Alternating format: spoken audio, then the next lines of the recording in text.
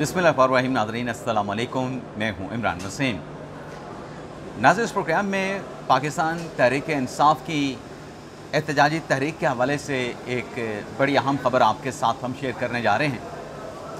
और इस ख़बर में, इस प्रोग्राम में आप देखने वालों को ये भी बताएंगे कि जो पाकिस्तान तहरीक इंसाफ के रहनुमा हैं, कौमी असम्बली के अपोजिशन लीडर हैं जनाब उमर अयूब साहब, उनकी दौड़ें क्यों लगी हैं। शेर अफजल मरवत ने पार्टी पे, तहरीक इंसाफ पे क्या लंका ढाई है। लेकिन ये तमाम तर तफसीलात आपकी खिदमत में पेश करने से पहले दो अहम इश्यूज़ पे बड़ा शदीद किस्म का प्रोपेगेंडा किया जा रहा है। और आप जानते हैं कि प्रोपेगेंडा दो तरह का होता है, एक पॉजिटिव और एक नेगेटिव। तो एक प्रोपेगेंडा किया जा रहा है कि सुप्रीम कोर्ट के जजेस को नई गाड़ियाँ मिली हैं। तो सुप्रीम कोर्ट के जजेस को नई गाड़ियाँ क्यों मिली हैं। और दूसरा प्रोपेगेंडा किया जा रहा है पाकिस्तान की मादनियात के हवाले से कि इन मादनियात को निकाल के बेचने की कोशिश की जा रही है। तो मादनियात के हवाले से जो प्रोपेगेंडा है उसको भी डिबंक करने की कोशिश करेंगे। लेकिन वीडियो लॉग का आगाज़ करने से पहले आपसे दरख्वास्त के चैनल को सब्सक्राइब कर लें, बेल आइकॉन का बटन प्रेस करें। वीडियो पसंद आए तो इसे लाइक और शेयर ज़रूर कीजिएगा। सबसे पहले नाज़रीन बात कर लेते हैं जो सुप्रीम कोर्ट के जजेस को नए मॉडल्स की गाड़ियां डिस्ट्रीब्यूट की गई हैं। और सोशल मीडिया पे कहा गया है कि सुप्रीम कोर्ट के जजेस के वारे न्यारे हो गए हैं। सुप्रीम कोर्ट के जजेस के लिए बड़ी अच्छी खबरें आई हैं, उनको नई गाड़ियां दे दी गई हैं। नाज़रीन, ये जो प्रोपेगेंडा सोशल मीडिया पे किया गया सुप्रीम कोर्ट के जजेस को गाड़ियां डिस्ट्रीब्यूट करने के हवाले से, हकीकत ये है कि ये गाड़ियां पहली मर्तबा सुप्रीम कोर्ट के जजेस को नहीं मिली हैं। सुप्रीम कोर्ट के रूल्स हैं, उन रूल्स में लिखा गया है कि एक ख़ास माइलेज तक जब गाड़ी चल जाती है, गालिबन 2 लाख किलोमीटर है या 2.5 लाख किलोमीटर है, जब इस माइलेज को जज की गाड़ी क्रॉस करती है तो फिर नई गाड़ी जो है वो ड्यू हो जाती है। और ये रूल सिर्फ सुप्रीम कोर्ट के जजेस के लिए नहीं हैं, ये रूल्स ब्यूरोक्रेसी के लिए भी हैं कि ख़ास माइलेज को क्रॉस करने के बाद उस ब्यूरोक्रेट को नई गाड़ी मिल जाती है। तो ये कहना कि सुप्रीम कोर्ट के जजेस को नई गाड़ियाँ मिल गई हैं कि आप पहली मर्तबा गाड़ियाँ मिली हैं। जब से सुप्रीम कोर्ट बनी है तब से रूल्स बने हैं, तब से सुप्रीम कोर्ट के जजेस को गाड़ियाँ मिल रही हैं। माइलेज क्रॉस करने पे, माइलेज पूरी करने पे आपकी गाड़ी तब्दील हो जाती है। अब लगता यह है कि जिन लोगों की तरफ से प्रोपेगेंडा किया गया उनके पास कोई शायद खबर ही नहीं है। माजी में तो उन्होंने ऐसी कोई खबर नहीं दी। क्या माजी में सुप्रीम कोर्ट के जजेस को नई गाड़ियां नहीं मिली थी? मिली थी, पहले भी मिलती रही हैं। अब रोटेशन के तहत जजेस को नई गाड़ियां मिली हैं। तो ये सिर्फ नेगेटिव प्रोपेगेंडा किया गया है, जबकि फैक्चुअली ये सब कुछ रूल्स के मुताबिक होता है, कानून के मुताबिक होता है। दूसरी खबर ये चल रही है, प्रोपेगेंडा ये चल रहा है कि पाक जब दहशतगर्दी के ख़िलाफ़ जंग में अमेरिका इस खित्ते में आया, अफ़गानिस्तान में अमेरिका ने जंग की, तो उस जंग में जो अमेरिकन हुकाम यहाँ पे आए, सोल्जर यहाँ पे आए, तो जियोलॉजिकल के जो एक्सपर्ट्स हैं वो भी पाकिस्तान में आए मादनियात के हवाले से। उन्होंने यहाँ पे सर्वे कर लिया कि किस किस मकाम के ऊपर मादनियात मौजूद हैं। अब मैं इस प्रोपेगेंडे से हट के कुछ फैक्चुअल चीज़ें आपके सामने रखता हूँ। हम सऊदी अरब की बात करते हैं। सऊदी अरब में जो उसकी आज तरक्की है उसमें तेल की पैदावार ने एक अहम किरदार अदा किया है। और सऊदी अरब में जो पहली मर्तबा तेल बरामद हुआ, मतलब तेल निकला, वो दमाम के मकाम से निकला, वेल 7 में। और 1938 में जब ये तेल दमाम के मकाम से निकला, वेल नंबर 7 से, तो सऊदी हुकाम ने इस कुएं को खुशहाली के कुएं का नाम दिया। और ये तेल मसनूआत सऊदी अरब से निकलना, जिसको खुशहाली के कुएं का नाम दिया गया, 1950 से लेके 1970 तक जो तेल की पैदावार थी उसमें ज़बरदस्त इजाफ़ा हुआ। और फिर 1973 में जो पूरी दुनिया में तेल का बहरान आया, इस बहरान ने सऊदी अरब जो था उसकी मईशत को दुनिया की ताकतवर मईशतों में शामिल कर दिया था। इसी तरीके से अगर हम मुत्तहिदा अरब अमारात की बात करें तो मुत्तहिदा अरब अमारात में जो तेल निकला 1958 में, 1962 में इसकी तिजारती पैदावार का आगाज़ हुआ और 1971 में मुत्तहिदा अरब अमारात के क़याम के बाद शेख ज़ायद बिन सुल्तान अल नहान ने तेल की पैदावार को तरक्की के लिए इस्तेमाल किया।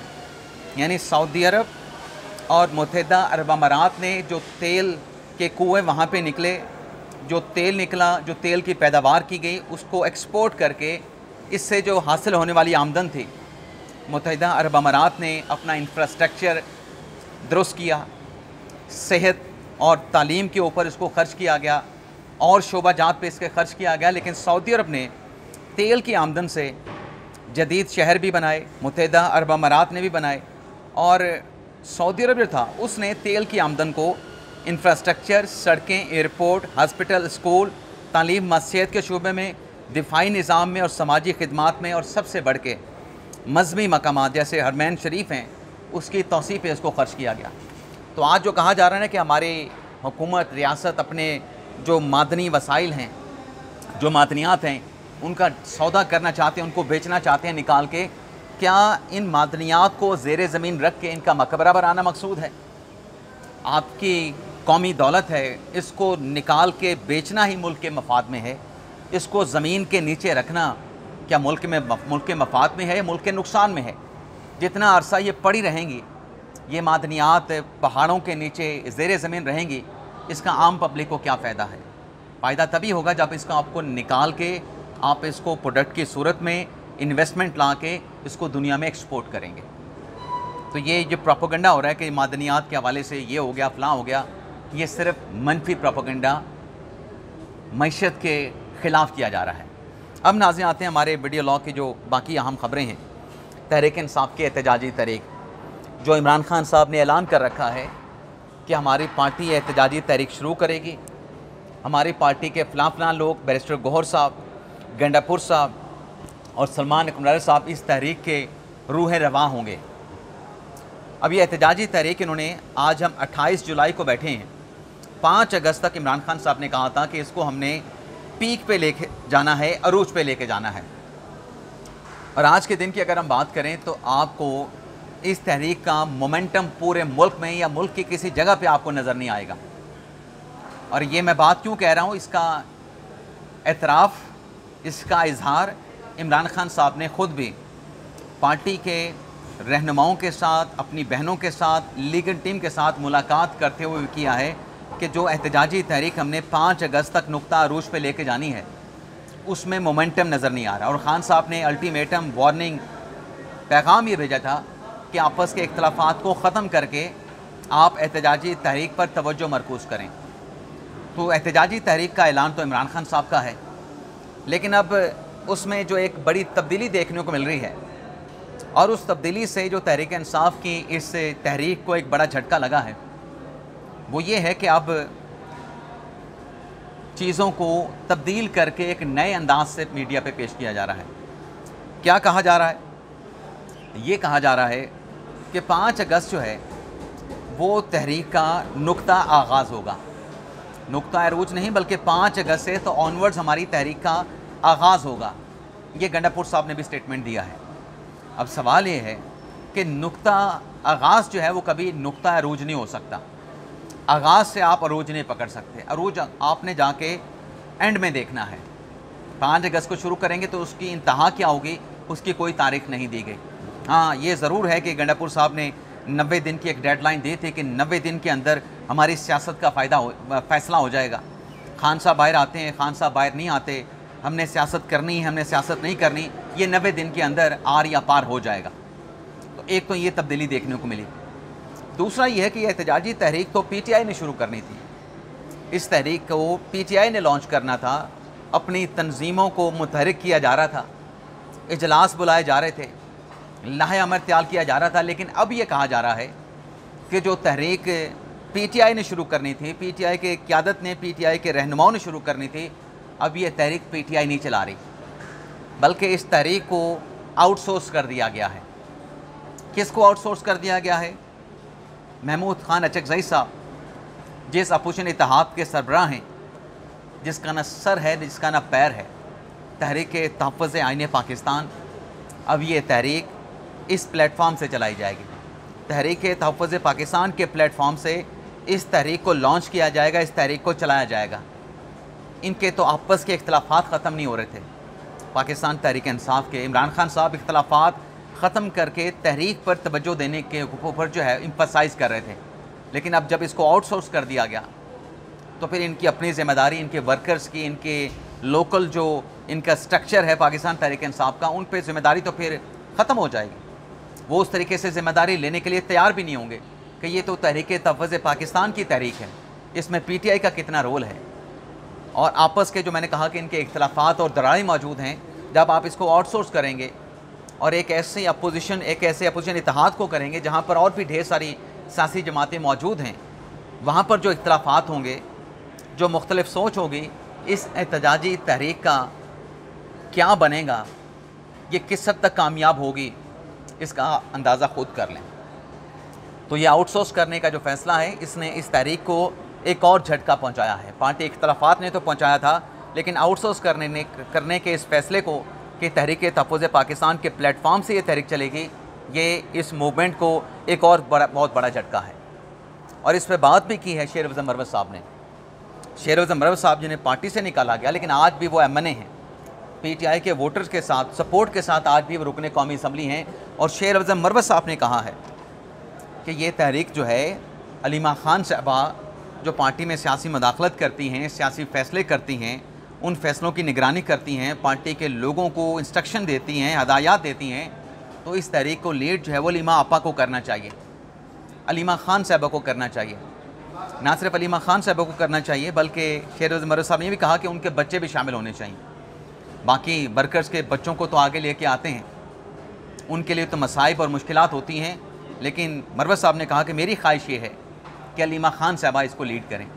अब अलीमा खान साहबा कैसे लीड कर सकती हैं? वो तो पार्टी ने कह दिया कि महमूद खान अचकज़ई साहब इस तहरीक को जो है वो लीड करेंगे, उसकी क़यादत करेंगे। तो यहाँ पर भी इख्तलाफ मौजूद है। और मरवत साहब ने तो बल्कि एक स्टेटमेंट में ये भी कहा था कि अलीमा खान साहबा पार्टी के असल गद्दार हैं। पार्टी को मौजूदा हालात का जो सामना है, पार्टी जिन हालात से दोचार है, इसके पीछे अलीमा खान साहबा की सोच, अलीमा खान साहबा की पार्टी में मुदाखलत है। इसके अलावा नाज़रीन, उमर अय्यूब साहब सेक्रेटरी जनरल भी थे, अपोजिशन लीडर भी थे, लेकिन सेक्रेटरी जनरल का ओहदा छोड़ दिया और अपोजिशन का ओहदा उन्होंने अपने पास रिटेन किया। कॉन्स्टिट्यूशन ओहदा था, आइन के मुताबिक उनको एक ज़िम्मेदारी अपोजिशन लीडर की मिली हुई है, लेकिन उनके ख़िलाफ़ जो केस है असासे मुकम्मल तौर पर ज़ाहिर ना करने का, जिस पर इलेक्शन कमीशन ने आखिरी समाअत पे उमर अय्यूब साहब को नोटिस किया था। 29 जुलाई का कल इस केस की समाअत होना थी। समाअत तो शायद कल भी इलेक्शन कमीशन में होगी, लेकिन शायद आगे नहीं बढ़ पाएगी।